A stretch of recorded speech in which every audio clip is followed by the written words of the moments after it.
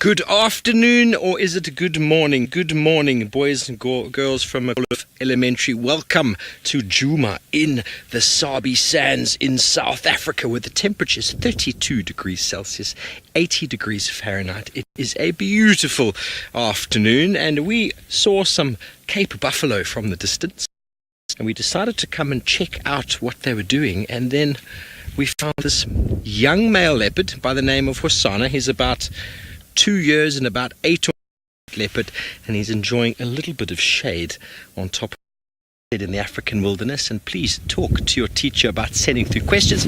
Let us know what you'd like to talk about. I'm not the only one out this afternoon, so let us know what you'd like to talk about. We've got a leopard right now, so any questions you might have about this individual, please send them through. There's a little bit of a breeze coming through from our western side now.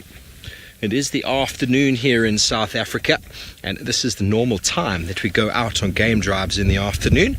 Generally, afternoons and mornings are when it all happens, because animals like this are generally not doing too much in the middle of the day, so our afternoon and morning safaris are the most popular. Hey, Jarvie, you know, it's witnessing what it is that they get up to.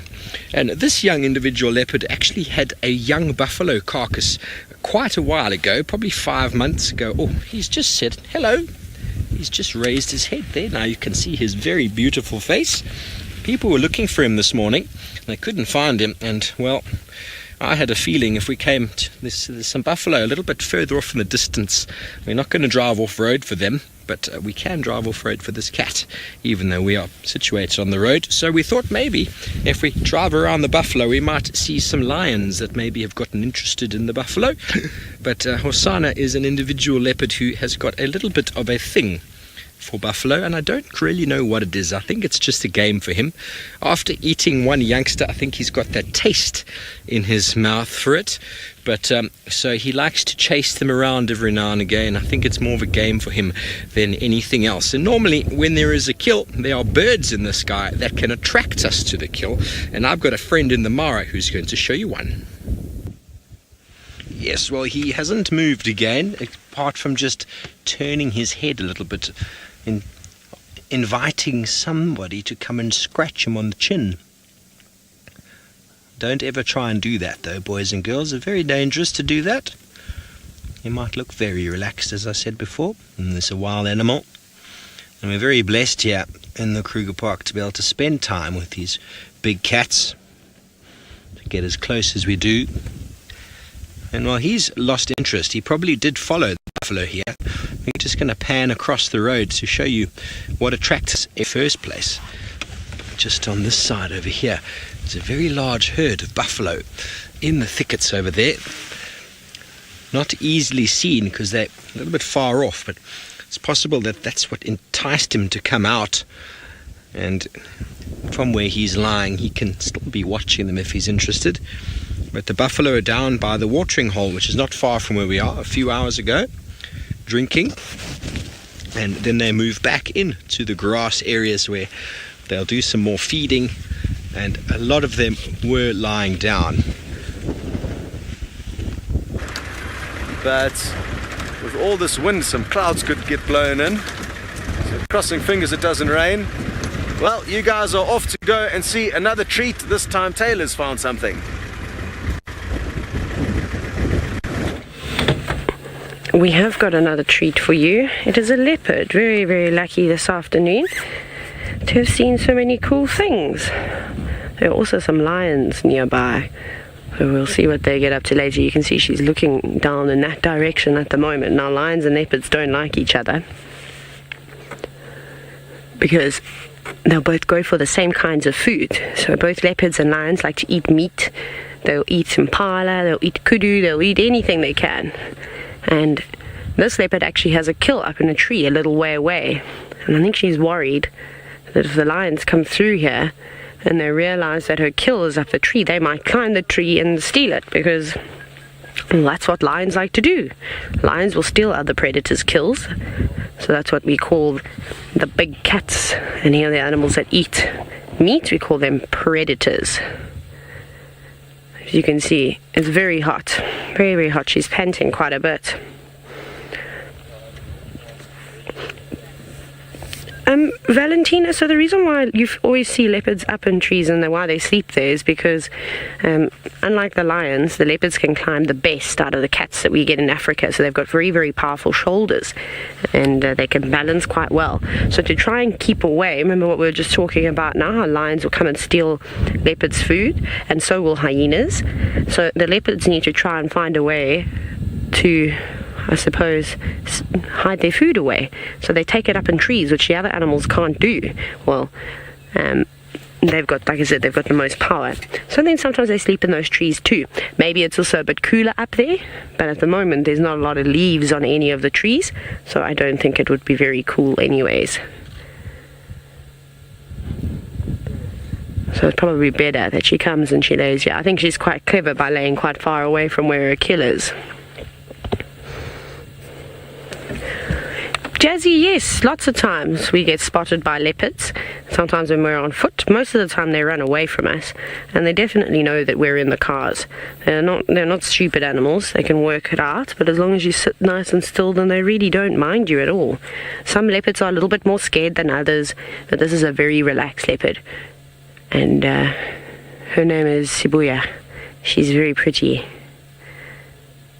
I've never seen her before. It's the first time that I've ever got to see her. So I can't wait to have a closer look at this beautiful girl. No, it's been an awesome afternoon. I think you've had lots and lots and lots of animals that you've been able to see, lots of different animals. There's lots of flies around here too. I'm going to have to try to chase them away. But thank you so much for joining us, and we hope that you join us again soon. But now I'm going to send the rest of you back to Steve, who's with Tingana.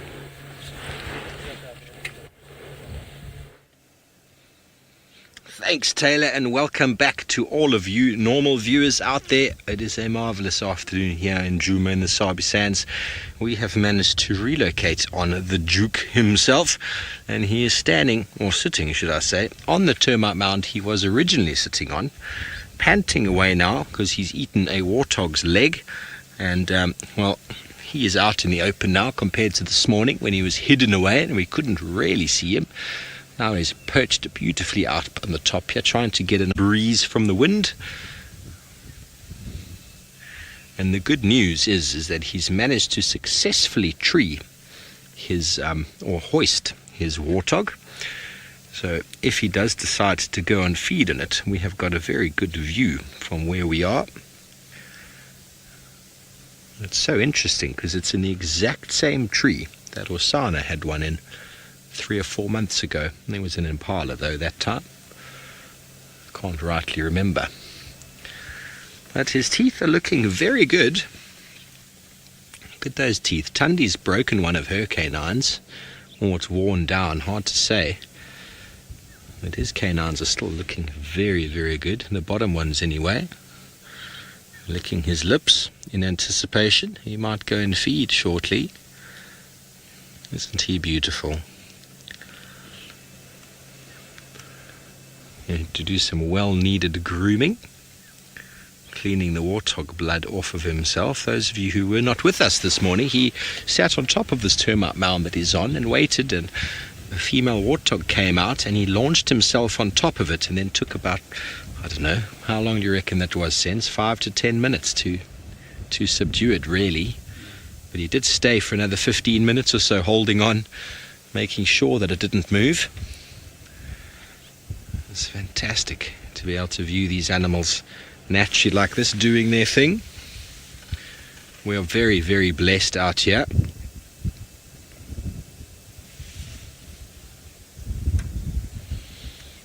Anna Marie, he is panting. It's warmed up a little bit this afternoon, and I mean, I'm not sure if his belly's full.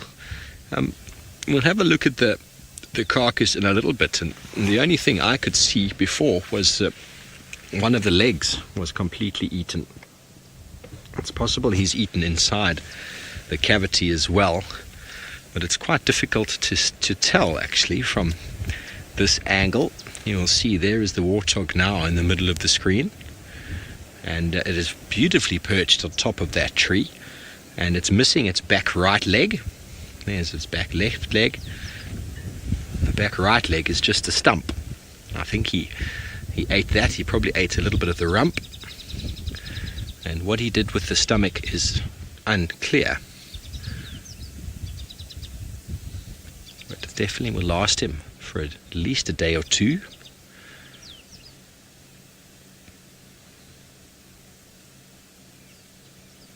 Nice tamboti tree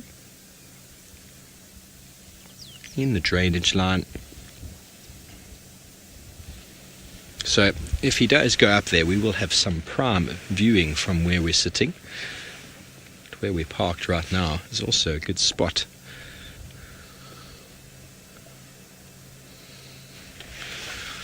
Okay, well, we're probably going to spend a fair bit of time here with Tingana, hopefully get him up the tree doing his thing. And in the meantime, let's go to Scott.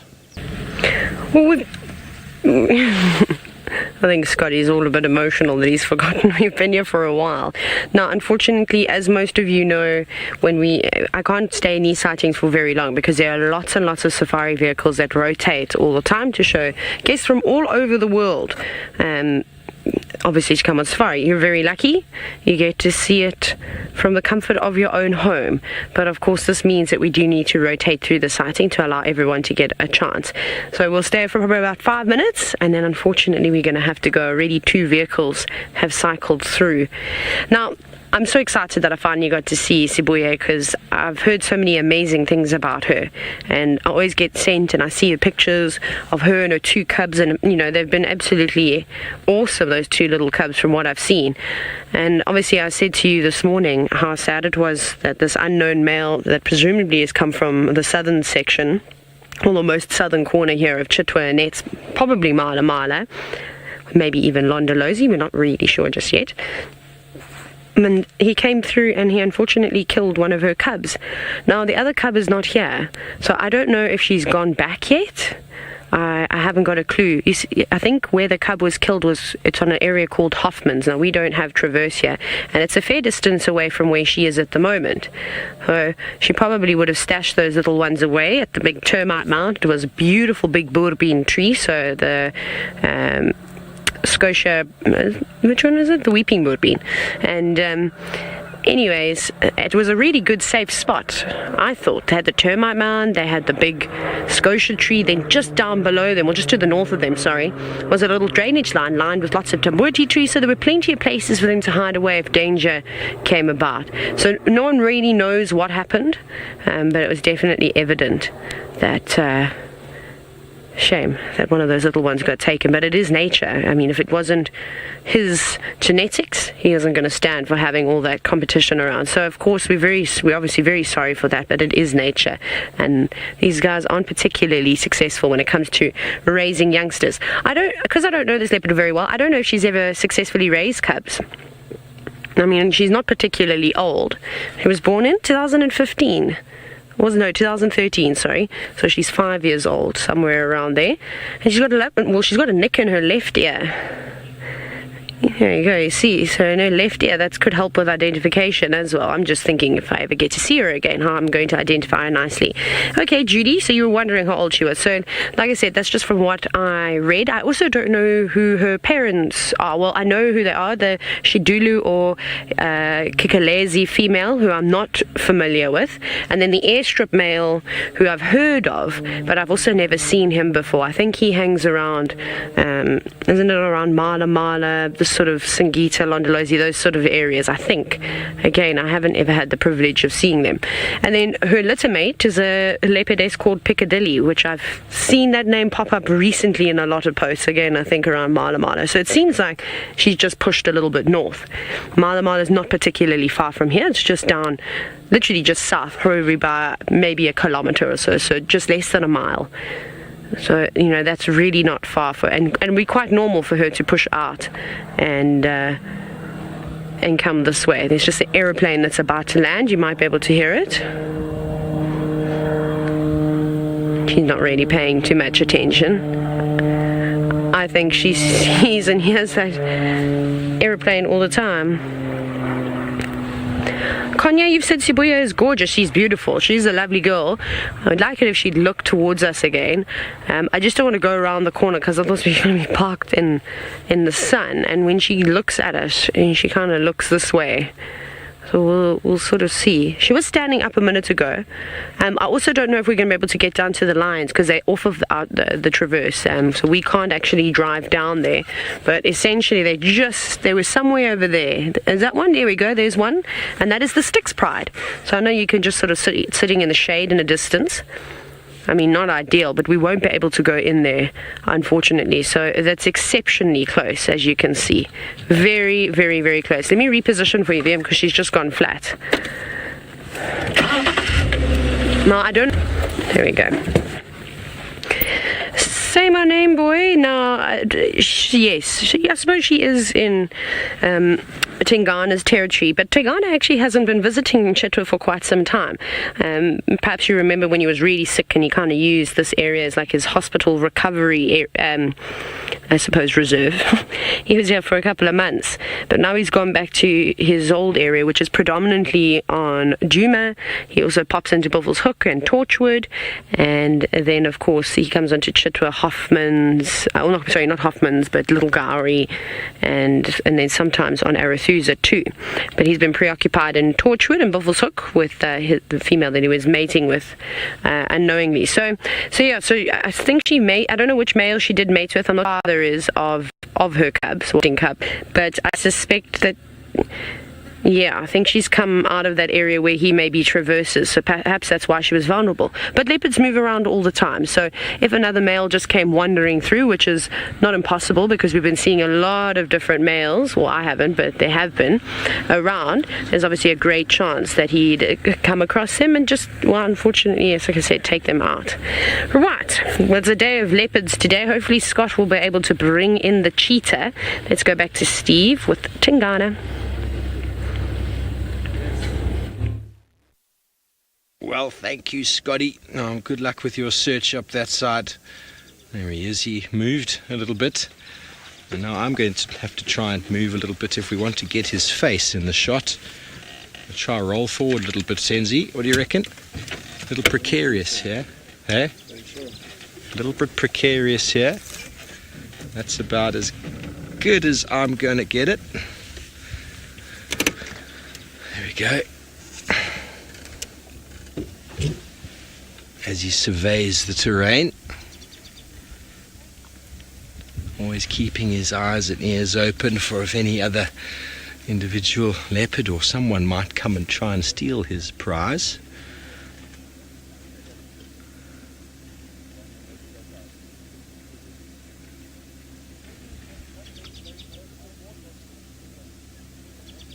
Hello, Denise. No, male leopards generally, once they become of age, will try and secure a territory. I'm just taking my foot off the brake, Sands.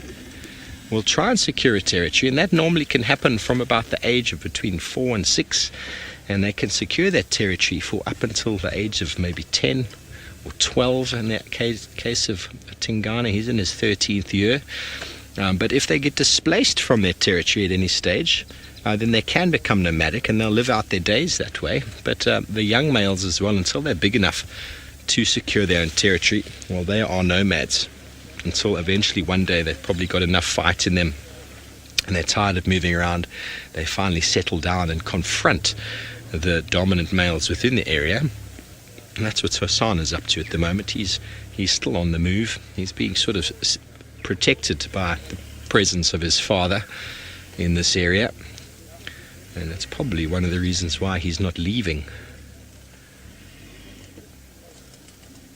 But so by no means is Tingana nomadic. He is a territorial male and he is the Duke of Djuma. He does go into Torchwood as well as Buffelshoek and even as far as Arathusa to the west.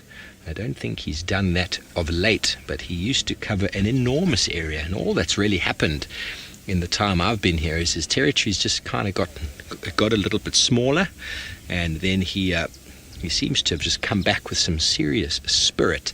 Seems to reclaiming it again, because since he got back and got all of his vigor back, we haven't seen Hukumuri. Yesterday was the first time in quite a while. I'm just going to talk to Texan quickly. It takes the killers up here, and he's this side. You might get better visual that side. I'm not 100% sure. Okay, so Tex would like to come and see Tingana, of course. And there was a question coming through there, Lou.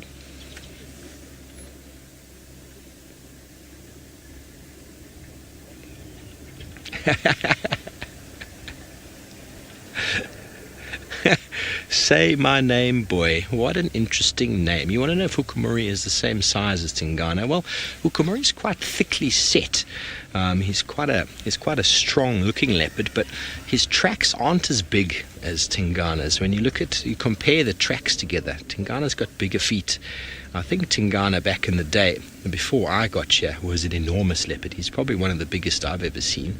But he definitely has lost a little bit of weight, but I think he's still a big cat. I don't think Hukumuri is bigger than him. I think he might be quite thickly built, but he's not as tall as Tingana. But then I haven't seen them both together. But he is much younger. He's only about 5 or 6, so he's got a lot more on age. But there's a lot to be said for experience, a lot to be said for it. And generally, experience can get you through what brawn doesn't always get you through. Experience will. Beautiful.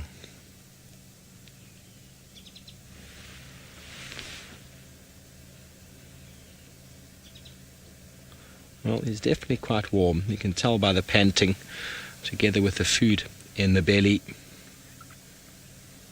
And I'm hoping at some stage he's going to be climbing down this hill, going up into the tree and feeding on his prize. But in the meantime, Scotty D is still with the migrating herds. I wonder what he is going to be up to. Well, here he comes. There's a vehicle behind him. We've come all the way around to Treehouse Dam. There's 2 roads that lead from where he was to the dam. He started walking directly towards Treehouse Dam, and you just know that is the intention. He just got around the corner there a moment ago, and you could tell that he suddenly realized it was a bit hot. So we're a good 80 yards off. We're going to watch him walk all the way here. See how they like to use the road. It's much easier, much quieter. That's why we use the roads for tracking. It's one of the primary reasons why on a lot of vehicles you'll find the tracker sits on the front there. Most lodges you've been to, there's a tracker sitting on the front with a vehicle full of guests come through here to see Tingana in the flesh. Those are guests out of Vuyatela or Gallagher, I'm not sure, but both Djuma guests. Bob, most certainly, lion and leopard territories overlap. Lions have got much larger territories than leopards. I couldn't tell you how many leopard territories would fall within the territory of a lion pride, but many, like probably more than 5 or 6.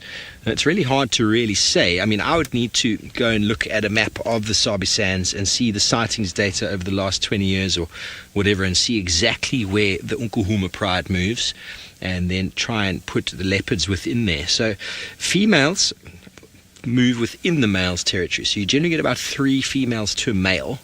So if you get maybe 2 or 3 male territories overlapping within that of a lion pride, then bearing in mind there's another 3 females or so on average per male leopard. But that is just a sort of an average. It's not obviously set in stone. These animals do what they want to do, and those territory lines are also quite fluid. And just look at those feet as he walks. He's going to do scent marking. Oh no, he's not going to scent mark. He's going to do something else. I wonder what it is that he's going to do. He's not shy. Lots of people on the other vehicle with cameras. We're on a camera. And there it is. Nice on the zoom there, Senzi. Oh, I can't watch. I can't watch. Sensitive viewers. Senzo, if you wouldn't mind panning out from that close-up of... Senzo says he's working here. He knows some of you out there absolutely love it. I have a bit of a sensitive stomach when it comes to very fresh scat, and he's coming directly towards us. He's going to walk right past me. We've obviously moved off of the road. we are going to allow him to walk past us. We don't ever want to influence these animals by parking in their way. Hello. Here he's coming right now. Hello, boy. Just over my shoulder. Something very special about this. Something very, very special indeed. Beautiful male leopard. And he's clearly going to go off to the pan, to the dam, to drink. We're going to allow this vehicle to come past us. And we're going to turn around, go and position ourselves in a beautiful spot, of course, to get the drinking happening. Because I'm sure he is very, very thirsty. So let us turn around and let us not drive into that scat that has just very freshly been deposited in the road over there. He's ideally going to come straight down to where we positioned, because that is what we do. As a guide, before doing this position, the whole objective of your safari is to go out and to position your vehicle so that the guests can get a camera shot.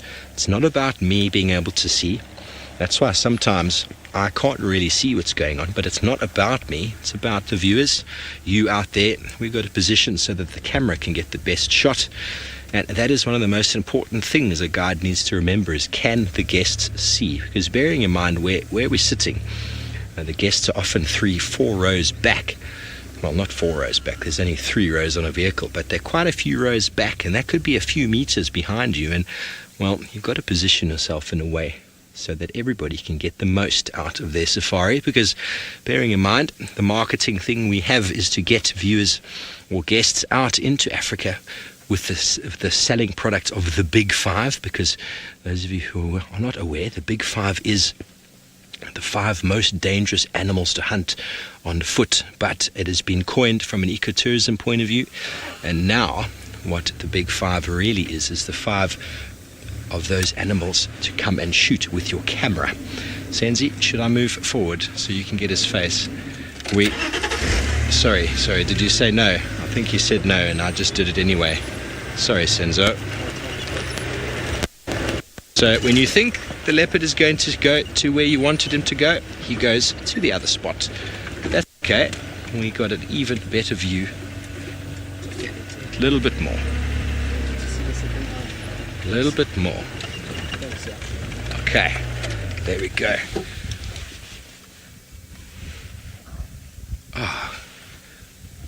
Kudu are alarm calling behind us there. I wonder if you can hear that. Wow.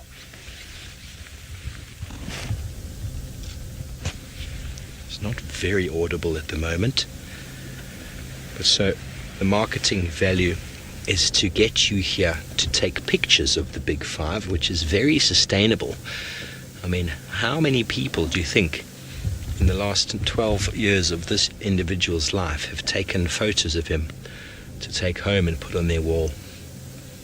Isn't that a magical thought?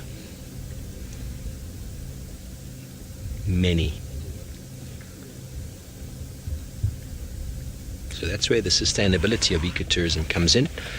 And once we get you here for the promise of the Big Five, then we show you the poo and the tracks and all the insects and all of that. David, Hukamuri wasn't far from here yesterday.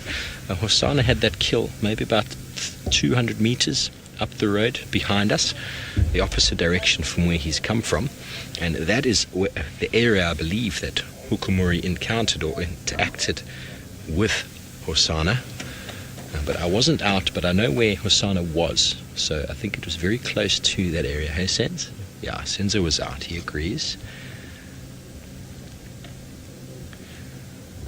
Well, here is one very thirsty cat.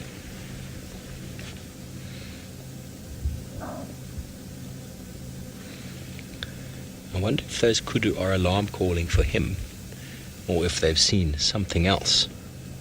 Because they seem quite far off, don't they?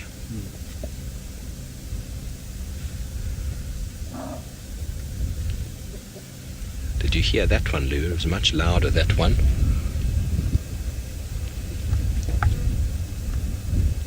That very loud bark, that typical of the Tragelaphus family. Kudu being the loudest antelope. Obviously the design of that call is because of the habitat that they live in. Covered and surrounded by thick bush, you need to be able to explode out an alarm call that's going to go further than just a few meters. He's looking in that direction now. He's thinking, ooh, do I want some kudu as well this evening? He'll probably be satisfied just with his pork. Beautiful shot sends.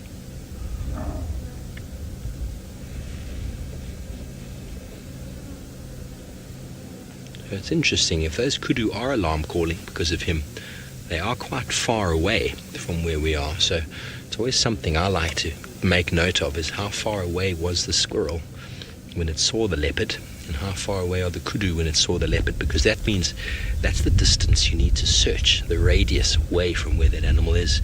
It's not necessarily always right under their nose. Impala, they're generally quite close. Nyala as well, also quite close. Okay, well, while we keep watching the Duke quenching his thirst, let's go over to Taylor McCurdy and see where she's at. Well, thanks, Scotty. Hope you don't get too wet out there this afternoon. No doubt you are prepared for it.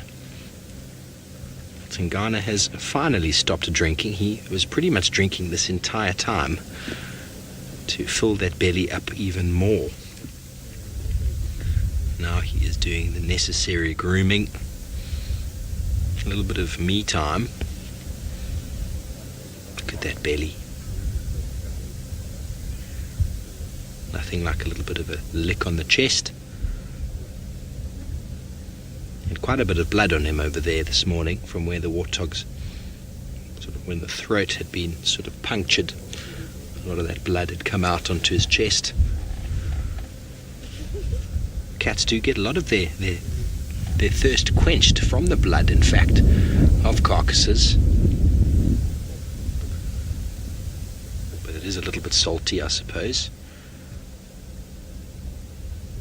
They generally wait for the temperatures to reduce somewhat before making that long distance journey to the watering hole.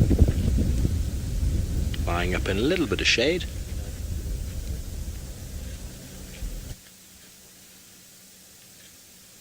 What a life. His food is sorted for the evening.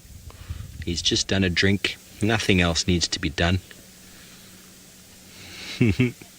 Ivy, male leopards are not known to share their kills with anybody.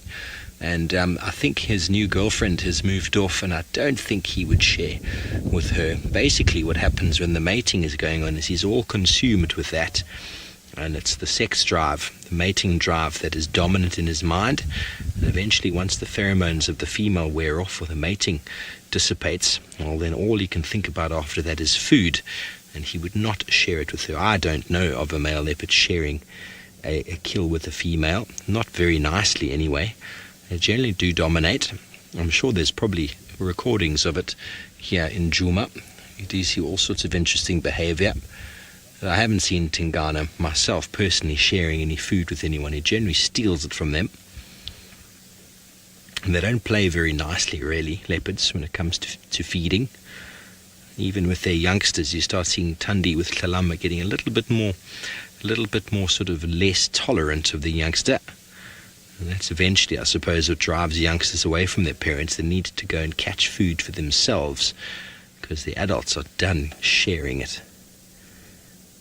I remember spending time with Tundi, and she would have the steenbok, and then she would move off and look away, and then Tlalamba would go feed. She couldn't even watch because she'd probably want to get involved. It's probably one of those things she knows about herself. Let me just not look. Let me move away and let the little one feed. That's what my mother's instinct is telling me.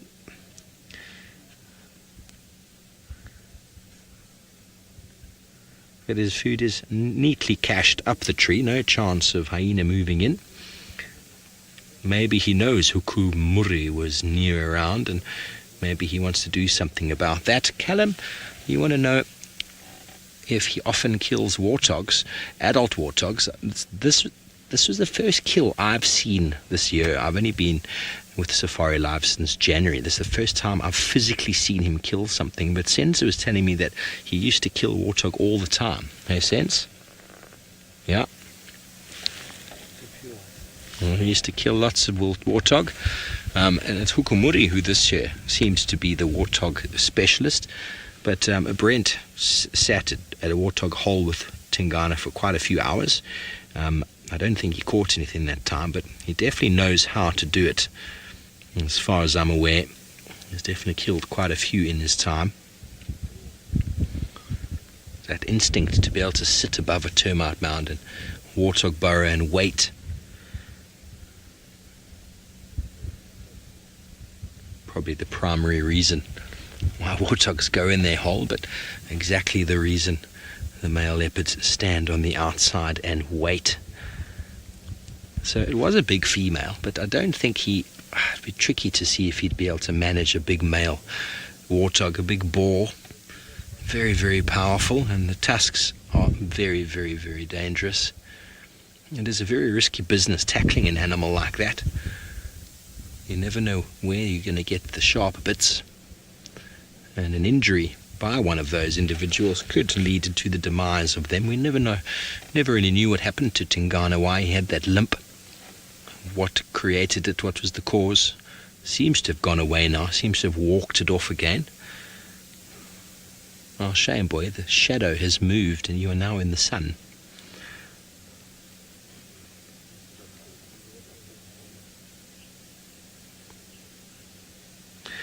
No, leopards don't like water. I've seen leopards falling in water before, and they didn't like it very much. I've seen water running across a road after a bit of a rainfall, and I've seen leopards walk up to it and hiss. So leopards don't like water. I think jaguars have evolved in an environment that's invariably quite wet, and they tend to take to it like a duck to water. Lions in the Okavango Delta seem to have gotten over their fear of water just due to the fact that it's there. If leopards had to do more interaction with regards to the water, I'm sure that they would. I mean, Hosana went into the pan just last week, or was it the week before, after that babe in Yala, got himself quite wet. It's all about a mental thing, about something that they want to achieve, but they won't necessarily go in there for any other reason. A lot of animals will actually escape predators by jumping into the water, as we've seen over the last month. James managed to get 2 impala, one trying to escape a crocodile. How it got there in the first place was likely wild dogs, and then the second one was definitely wild dogs. Both ended the same, with crocodiles pulling the young impala down under the water, and that was the end of that. So the water is not necessarily a safe place for these animals. There are predators on the banks and predators in the water. Not here at Treehouse Watering Hole, though, that I'm aware of. But no, hippo, I've never seen a leopard deliberately bathing themselves in water to clean. They generally just use their saliva. And then when the rains come, well, they just grin and bear it. Oh, very good, Maria. I wasn't aware of that. Maria is telling us that Hosana played in the water when he was younger. Well, I suppose that doesn't surprise me. The little chief is just such a unique character, isn't he? So what the reasons for that were, quite unbeknown to me. Anybody out there know why was Hosana playing in the water? Were there terrapins to traumatize? Were there things to catch? Was he trying to play with food? So Lou's confirming that he did hunt terrapins, so that's one of the reasons why he probably went in. But then she was also telling me that he'd sneak up on his sister. A very weird cat. We love him to bits. Tingana is the creation of him. He's the male gene anyway. I wonder if he knows how strange his son is that we love so much. But it just goes to show that Hosana is keeping within the Duke's sort of dukedom, because Hosana was here yesterday and his kill was not far away from here, so he's still within the boundaries. And I think he will remain so until Hukumuri makes a proper stand for it.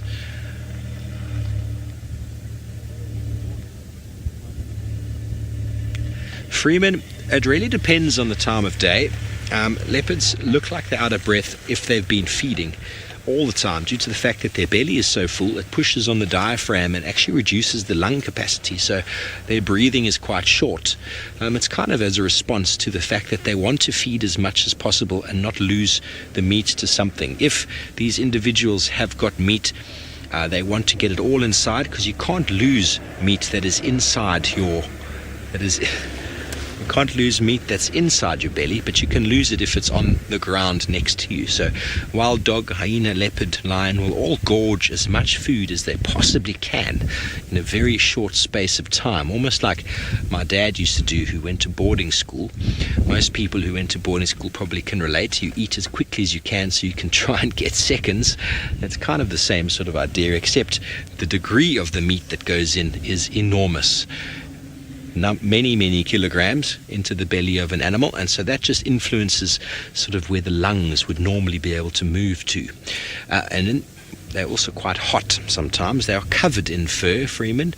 Imagine having your body covered in fur in areas that get up to 110 degrees Fahrenheit in the 45-degree region. So there we go, that's about that. So they do cool down with wind blowing across their bellies, because there's a lot of heat there from the digestion taking place, and then at the base of their feet also a lot of heat is lost at the pores of the feet. And we don't really know if there's any heat lost through panting, but there must be a degree of it due to the fact that there's moisture lost over the nose and the mouth. But you see that belly, it can only push out so much. It's pushing up the rest of the way, and so that is just affecting the breathing. Lions do the same thing. And it's possible that the high rate of breathing is also due to the enormous amounts of digestion that is taking place. Enormous protein diet. And imagine eating 15 pounds of meat. Can you imagine? There's nothing much you'd be able to do. You just lie there and try and breathe.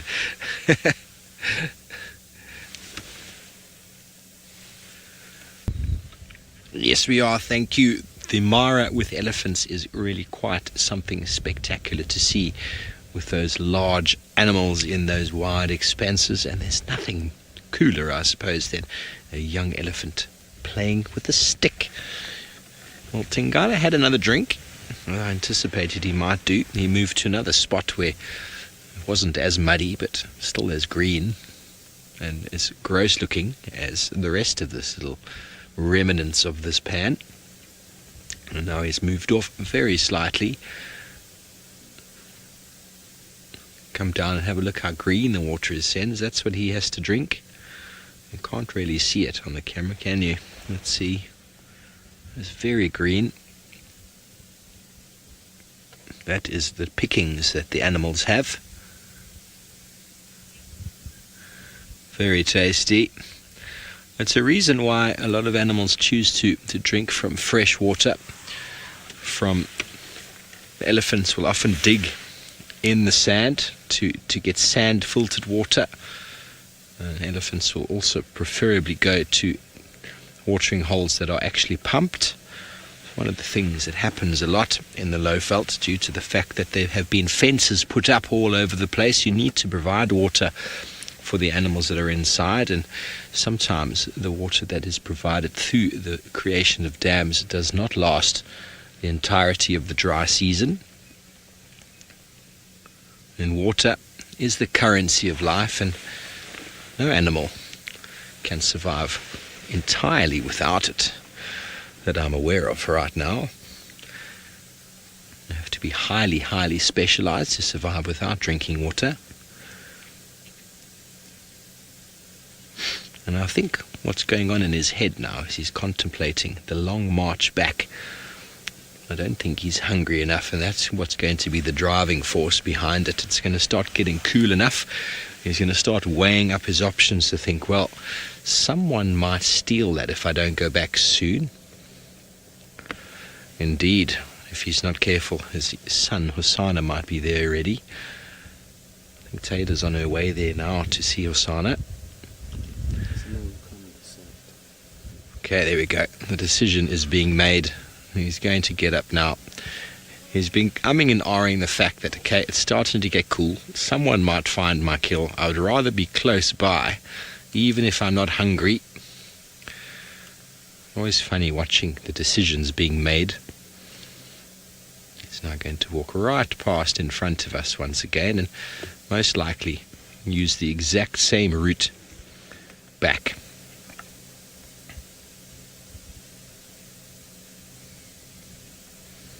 There he is. And here we are. Good afternoon.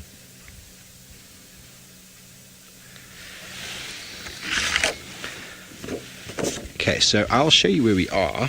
Was that Sharon? Sharon asked how far away. We are here, treehouse.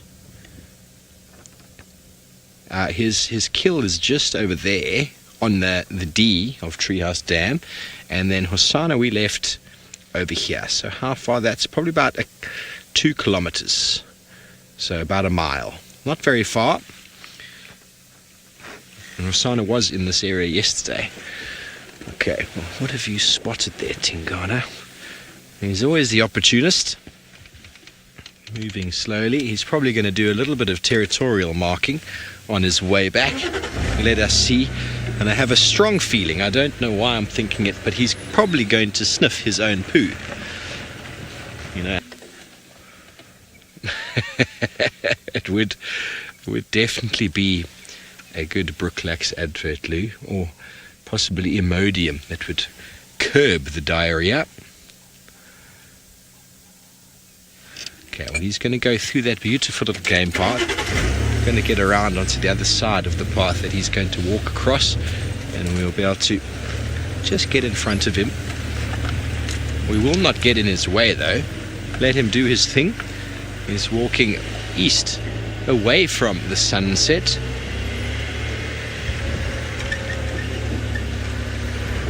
Mike, there's always this thing inside our tummy, you know, when a big cat comes near your car, even though, you know, you've got a strong feeling that he's not going to do anything. There's something about it, you know. He doesn't even look at us, you know. I've had Hukamuri come very, very close to me, and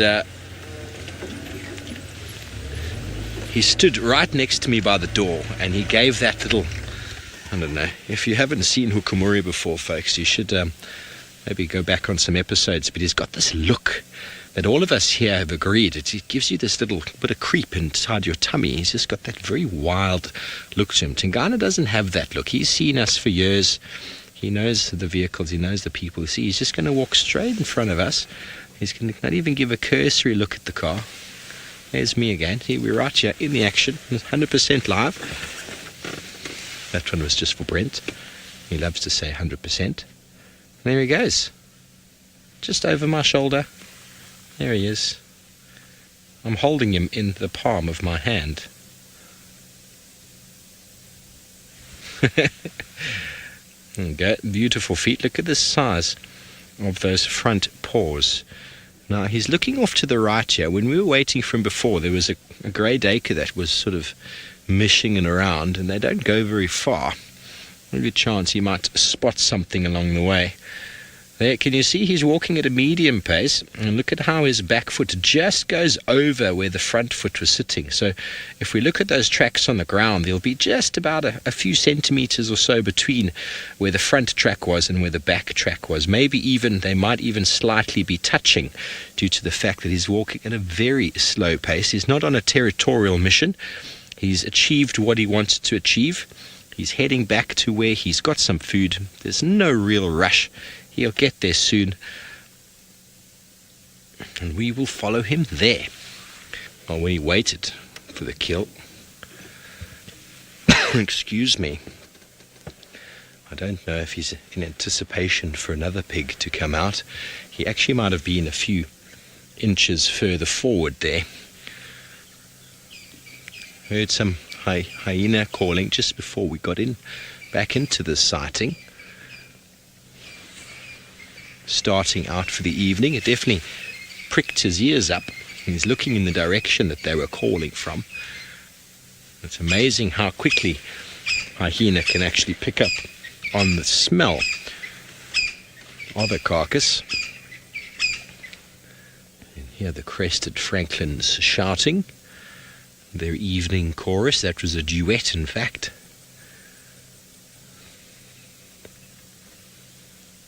Senzo, you want me to just go break that branch out of the way there, in front of his face? Senzo would like me to go break the branch.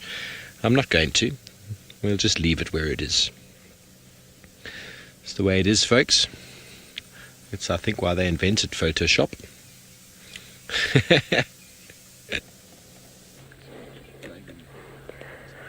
Well, that's not all that's about to happen. We're just watching some Inyala. It's a female with, there's two youngsters here, coming down towards the water's edge.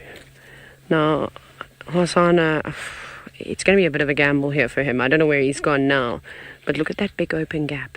Look at all that. Oh, there he is. So he's watching. He's watching very carefully. Now, he's very inexperienced, this leopard, as most of you know. He's still quite young. There's a huge open gap that he's going to have to pass before he can even think of trying to catch one of them. He's a good 40 meters or so away. Look at him. He's too impatient. He's far too impatient.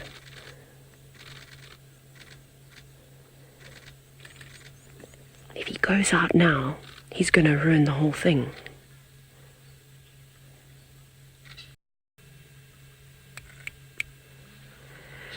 Good afternoon, everybody. Look at this incredible scene we've come across.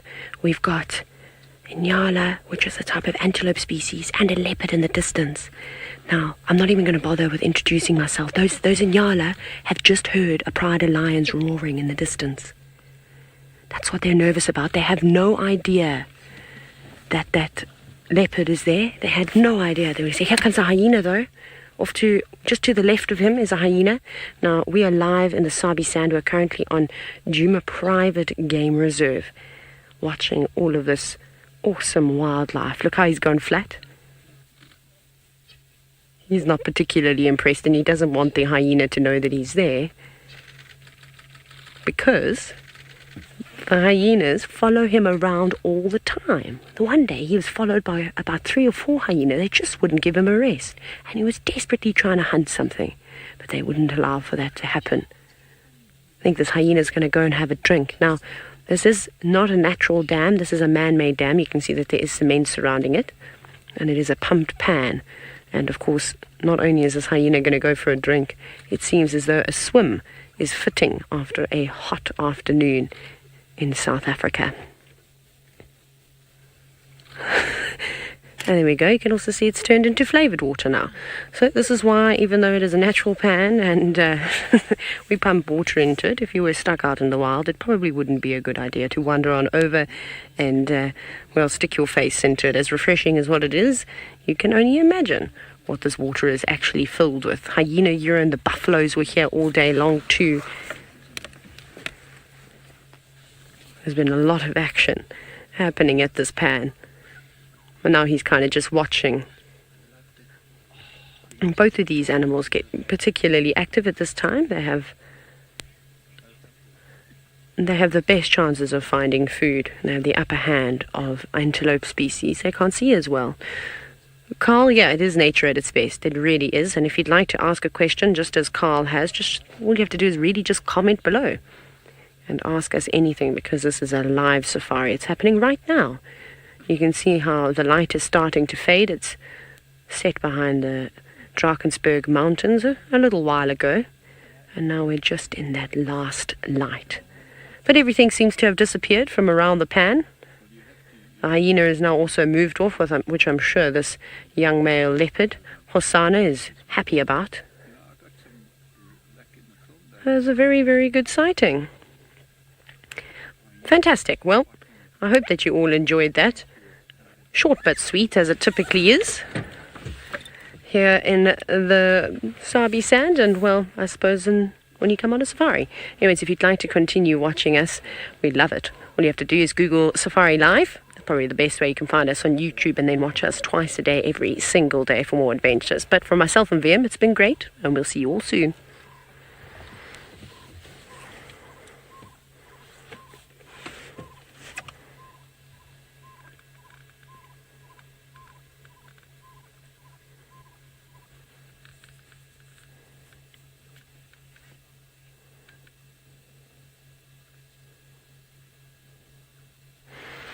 Did you hear the, sorry, I had to do an action broadcast on Facebook. Did you hear the lions? Yeah. That's good news. I was hoping that they're going to come back for these buffalo.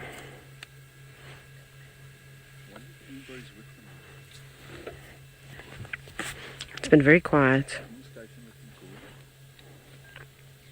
Yeah, we were at Coronas and they all up and they are heading north. Oh, what a pity. If only they knew.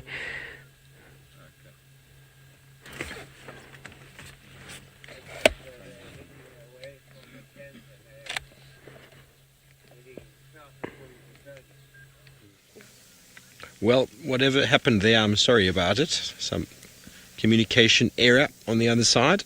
Well, here we have Tingana who, oh, there we go. That's what he thinks about it. He is now flat. Still too full.